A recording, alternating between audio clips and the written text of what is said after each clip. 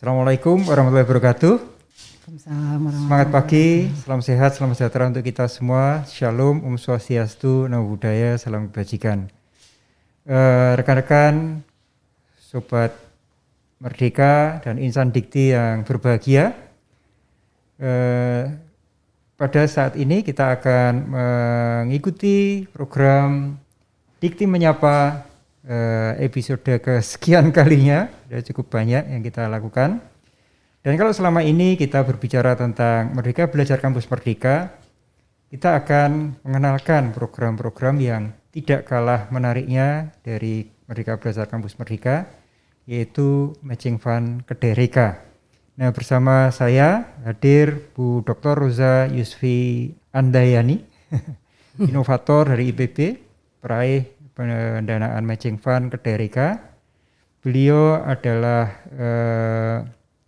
inovator dari Institut Pertanian Bogor. Beliau dari dosen Departemen Pemanfaatan Sumber Daya Perikanan, Fakultas Perikanan dan Ilmu Kelautan Institut Pertanian Bogor.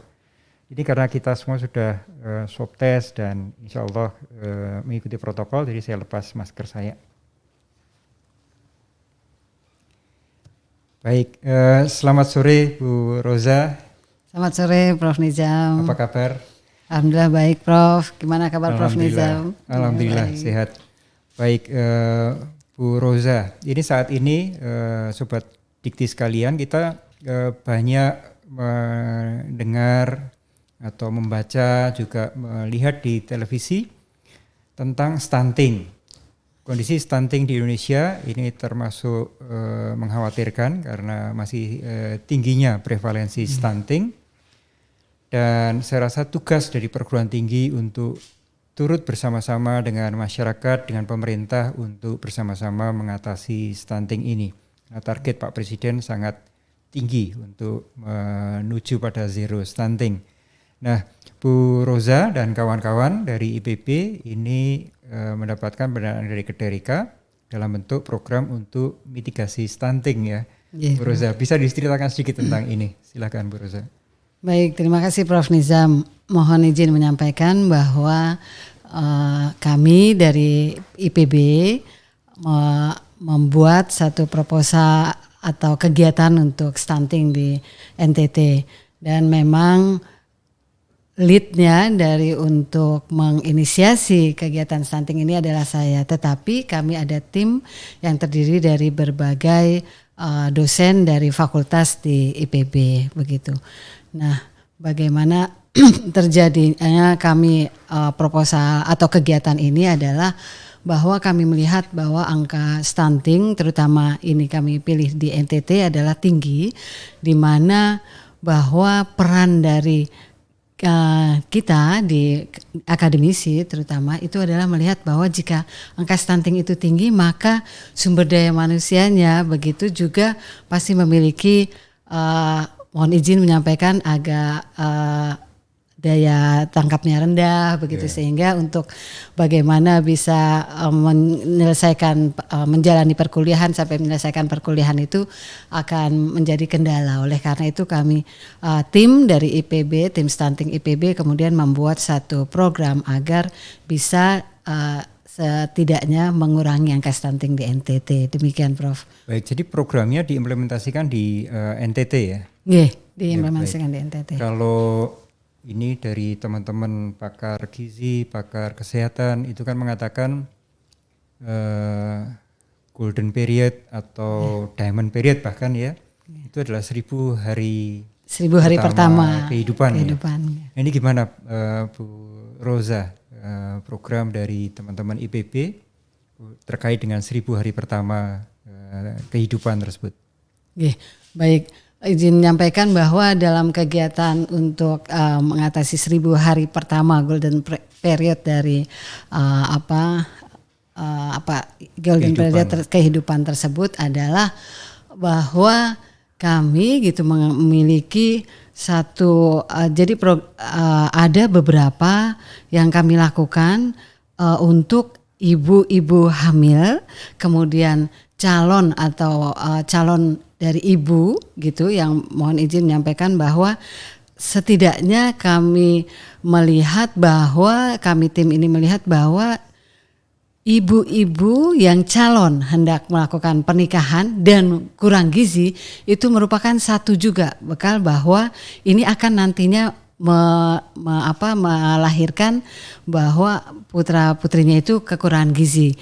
Nah, jadi untuk mengatasi 1000 hari pertama itu kami membuat satu program bahwa agar pasutri atau calon ibu hamil itu dapat mengkonsumsi sayuran-sayuran yang tanam di pekarangan rumahnya. Kemudian juga ada di bidang perikanannya itu adalah lelenya ini dapat juga dikonsumsi secara langsung oleh ibu-ibu ini gitu ya. Kemudian dan juga tentu saja pasangannya ini bukan hanya ibu. Nah, kemudian setelah itu juga bahwa ada inovasi dari IPB, ayam IPBD1 yang kemudian ini adalah sumber protein juga yang bisa dikonsumsi.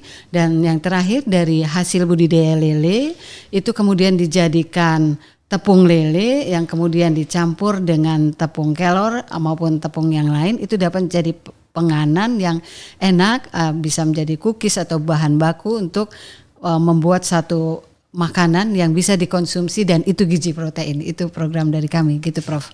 Jadi fokusnya lebih pada gizi ya? Iya, lebih ke gizi. Baik, jadi melalui pertanian, melalui perikanan, kemudian peternakan dan kemudian tentang teknologi pangannya, karena memang kami mengajarkan juga kepada masyarakat sekitar untuk membuat tepung lele dan juga tepung daun kelor begitu kepada masyarakatnya sehingga mereka bisa melakukannya sendiri dan diaplikasikan sehingga dapat berdaya guna bagi masyarakat pasca nanti program ini selesai begitu, Prof. Ya, baik Dr. Rosa. Sebetulnya kalau kita lihat kan sebetulnya pertanian, hasil peternakan, perikanan itu kan sudah bagian dari kehidupan masyarakat kita ya. Gimana ini masalahnya? Kenapa ada kekurangan gizi, kekurangan protein? Problemnya di mana? Jadi mohon izin, Prof, problemnya ini adalah ketika masyarakat yang kami sudah lakukan pendekatan begitu secara sosial bahwa masyarakat di NTT ini terkadang tidak menyukai lele begitu. Nah, bagaimana kami juga ingin memberi awareness kepada masyarakat supaya bahwa ikan lele ini proteinnya tinggi dan bisa kita budidayakan, manfaatkan hanya di pekarangan kita saja. Jadi itu sangat mudah dan dapat diaplikasikan mulai dari pembenihan sampai pembesaran. Nah, itu satu hal yang memang setidaknya perlu dipelajari sehingga kami menyampaikan ke masyarakat sehingga masyarakatnya bisa nantinya juga melakukan sendiri baik pembenihan, karena pembenihan ini kami juga mengejarkan bagaimana pemijahannya untuk ikan lelenya sehingga mereka dapat melakukan sendiri tanpa membeli benih kembali. Kemudian untuk yang ayam. Nah, ayam ini juga yang kami tonjolkan di sini adalah inovasi dari karya Prof. CC dan tim di Fakultas Peternakan, ayam IPBD1. Jadi ayam IPBD1 ini memiliki kelebihan, dia kualitas dagingnya baik, kemudian tahan terhadap penyakit ND dan Salmonella. Yang ini kami perkenalkan juga kepada masyarakat untuk bisa, setidaknya kami hendak juga mencanangkan begini, Prof, bahwa wah bisa ya satu hari kita makan lele, satu hari makan ikan khusus, karena memang kami mendengar juga telur ayam itu juga bahwa kalau di NTT itu dikonsumsi hanya untuk pesta-pesta. Jadi kalau selama ini bagaimana ya supaya kita bisa memberikan penyadaran kepada masyarakat NTT bahwa telur itu bisa dikonsumsi setiap hari gitu. Jadi tidak hanya untuk pesta-pesta, hanya makanan pesta. Begitu, Prof, dari kami jadi menyampaikannya. Menarik. Jadi lele mulai dari pemijahan sampai ke pembesaran. Dan sampai mengolahnya ya, jadi utuh sehingga supaya tidak bosan dengan lele. Benar, dan tadi ayam varietas IPBD1 yang unggul, tahan penyakit dan juga pertumbuhannya bagus, cepat. Baik, Insan Dikti, Sobat Merdeka, Sobat Kederika sekalian, kita lanjutkan di sesi kedua ini. Bu Roza tadi sudah disampaikan tentang programnya. Nah, sekarang bagaimana nih pengalaman di lapangannya? Bisa diceritakan bagaimana suka duka dan pengalaman selama ini di NTT? Baik, terima kasih Prof. Jadi mohon izin kami tim dari Stunting IPB telah melakukan kegiatan di lapangan yang memang memberikan kami itu melakukan pelatihan dan penyuluhan kepada masyarakat. Memang kami mengambil di Desa Tesabela untuk satu percontohan dulu yang memang ini bagaimana membuat mereka untuk awareness. Ayo mari kita makan ikan lele begitu, karena selama ini kalau di NTT adalah sumber daya perikanan lautnya lebih tinggi, bagaimana ikan tuna, cakalang. Nah ini ikan lele kami benar-benar memperkenalkan, mari kita makan ikan lele yang walaupun ikan yang kita budidayakan tetapi memiliki protein yang tinggi. Jadi ikan lele pun memiliki protein tinggi dan enak serta menyehatkan begitu. Jadi kemudian ya bagaimana mereka juga untuk mereka mau berpikir dan oh iya baik, tapi masih kami mengalami kepada mereka itu untuk mari kemudian kita makan, kemudian mari kita juga melakukannya untuk kita dan dari kita sehingga ini bisa jangka panjang, tidak hanya kegiatan program ini saja. Memang suka duka di lapangannya memang kendala juga bahasa ya, kadang memang selain bahasa ini kita menyadarkannya bagaimana memberikan betapa baiknya kita mengkonsumsi protein yang protein setiap hari gitu Prof. Baik dari pertanian, kemudian pertanian perikanan dan peternakan gitu produk-produknya begitu Prof. Iya, menarik ya karena masyarakat NTT ini kan sudah terbiasa dengan perikanan tangkap ya. Apa kira-kira kelebihan dengan memberikan intervensi budidaya perikanan yang mungkin bagi sebagian besar masyarakat NTT hal yang asing ya karena tidak terbiasa berbudidaya. Baik, terima kasih Prof. Nizam. Jadi kami juga di sini mengucapkan terima kasih kepada mitra kami ini PT Yayasan Roslin Mandiri yang memang di sini beliau menyediakan lokasi dan juga memiliki embung gitu di sana di Desa Tesabela tersebut yang kemudian telah juga membuat satu kolam untuk budidaya lele dan memang beliau juga mengatakan bahwa potensi perikanan tangkap itu memang besar, tetapi terkadang ketidakpastian dari hasil tangkapan itu membuat masyarakat itu ketika musim barat itu sekitar bulan September sampai ke Januari itu hasil tangkapan itu kurang dan dikit sehingga masyarakat itu tidak memiliki bahan pangan yang bisa untuk dikonsumsi begitu Prof. Oleh karena itu kami dari tim Stunting IPB membuat satu inovasi untuk memberikan kepada mereka untuk bisa walaupun nanti tidak bisa melakukan penangkapan ikan di laut tapi bisa tetap kita melakukan budidaya ikan air tawar yang juga memiliki nilai protein yang tinggi, asupan terjaga begitu ya. Ya kalau tadi disampaikan tentang kelor ya, ini istimewanya apa ini kelor dalam program ini? Jadi kelor ini istimewanya memang daun kelor ini juga memiliki kandungan yang tinggi begitu sih untuk juga ketika kami campur dengan tepung lele yang memiliki kadar protein yang tinggi sehingga ketika kami mensinergikan tepung lele dan tepung kelor itu AKG-nya itu AKG gizinya itu menjadi meningkat sekitar 20% sampai 22,6% begitu Prof. Jadi inilah yang kami kedepankan sehingga memang ini bisa meningkatkan protein bagi penganan atau makanan yang dibuat dari tepung lele dan tepung kelor ini Prof. Memang kami sinergikan kelornya bersama. Ditepung juga? Iya Prof. Kelornya ditepungkan juga. Kelornya itu bijinya daun kelor mohon izin. Bisa dijadikan tepung. Jadi dikeringkan begitu? Ya, jadi dikeringkan ya menjadi simplisia, kemudian dibuat tepung, Prof. Dan memang kami izin membeli peralatan untuk membuat tepung daun kelor dan tepung untuk tepung lele, dan kami mengajarkan di masyarakat di sana di Desa Tesabila. Iya.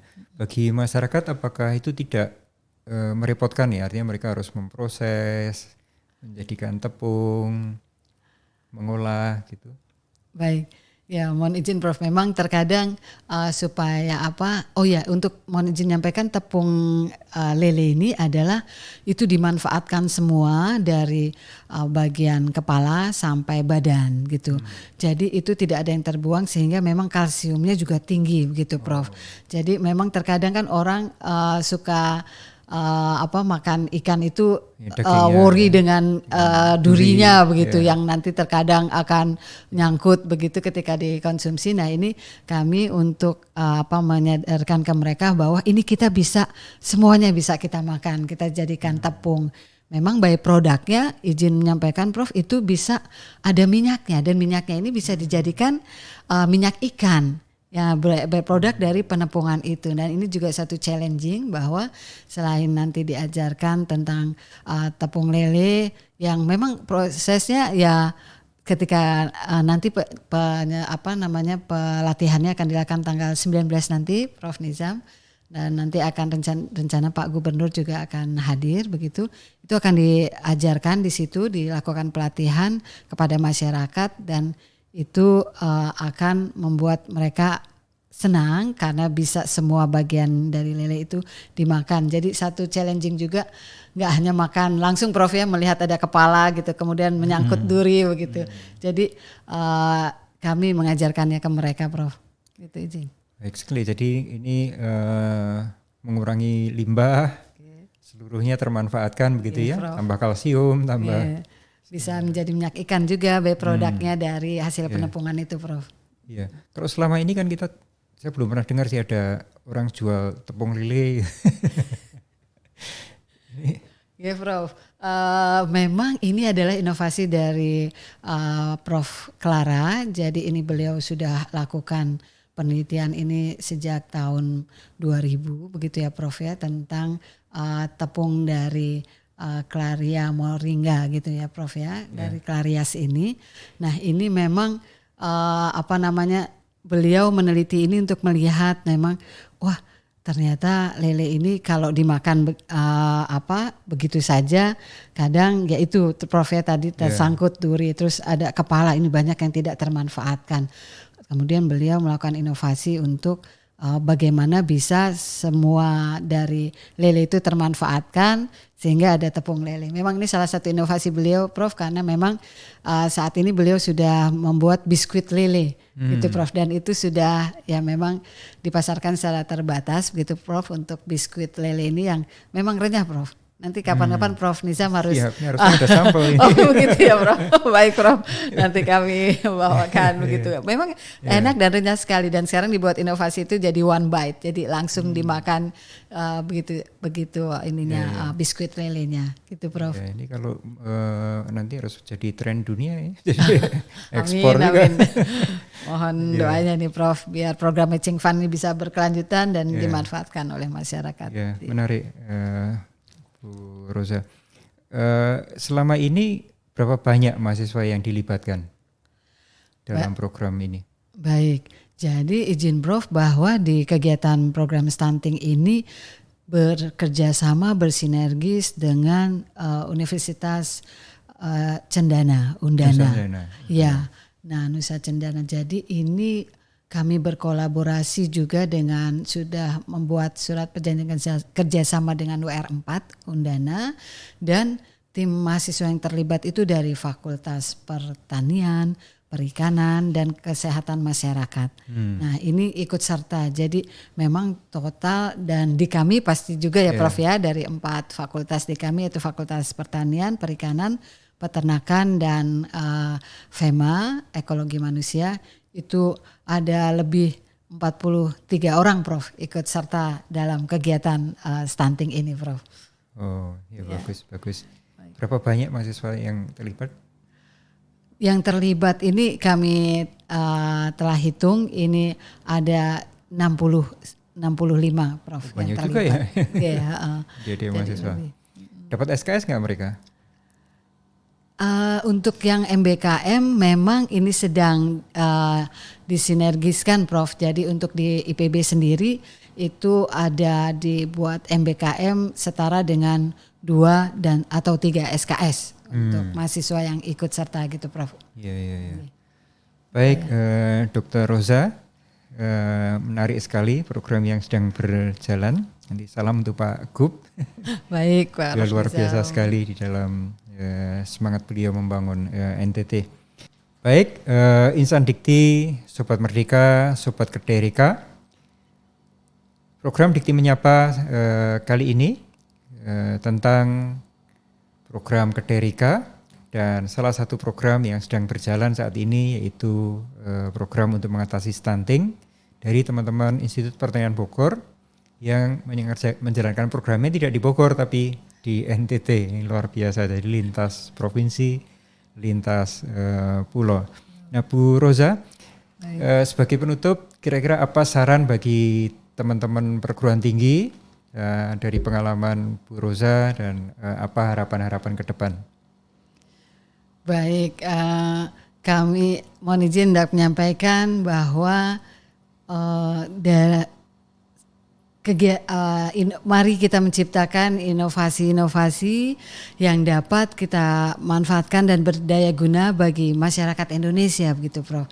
Karena memang kalau inovasi-inovasi yang diciptakan ini tidak dapat dimanfaatkan oleh masyarakat dan hanya menjadi bahan publikasi saja begitu, itu tidak dapat.